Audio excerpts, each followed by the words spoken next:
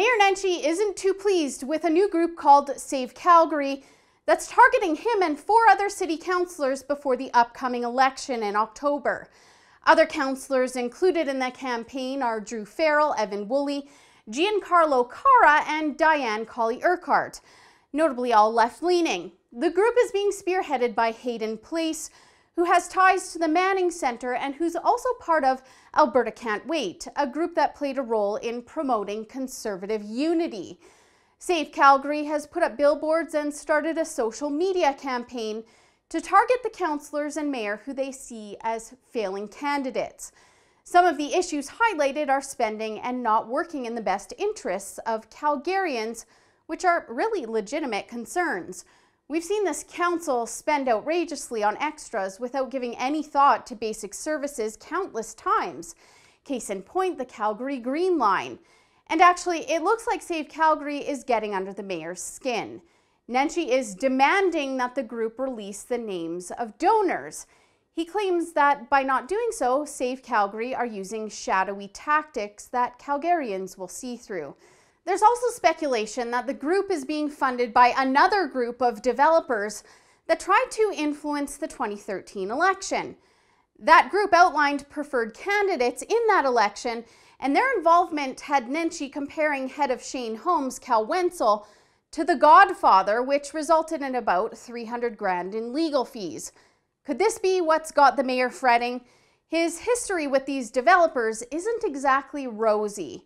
Speaking of which, Nenshi isn't one to talk on this matter. His pals helped him raise the funds to pay those bills off and didn't release the donor list until after the fundraiser was over. Place says Save Calgary is considering doing as much if they see it as necessary. Also, his fundraiser looked more like a veiled election campaign where donations were maxed out at $10,000 and contributors were given a tax receipt.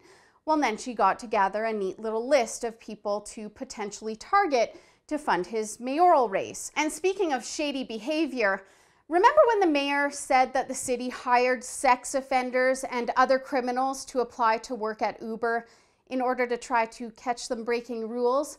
And then there was the controversial luncheon that was said to be hosted by his friends over at Cassian Architecture that encouraged a donation of $5,000 to attend to get face-to-face time with the mayor. Nenshi actually defended the whole thing that looked a lot like cash for access, but then canceled under pressure from critics. Look, I agree that there should be more transparency when it comes to these things, but Nenshi isn't exactly a shining example of what good behavior looks like. Is he really fit to be criticizing this PAC when he's been accused of engaging in the same types of what he's calling shadowy behavior, or even worse, that he claims Save Calgary is? Nenshi is thin-skinned and just doesn't like that he's being targeted for the questionable things he does as head of the city. So he's lashing out like we've seen countless times in the past. He might say he wants more transparency when it comes to elections financing, but the criticism he's doling out to Save Calgary right now, no transparency necessary because you can see right through him. For the Rebel.media, I'm Holly Nicholas.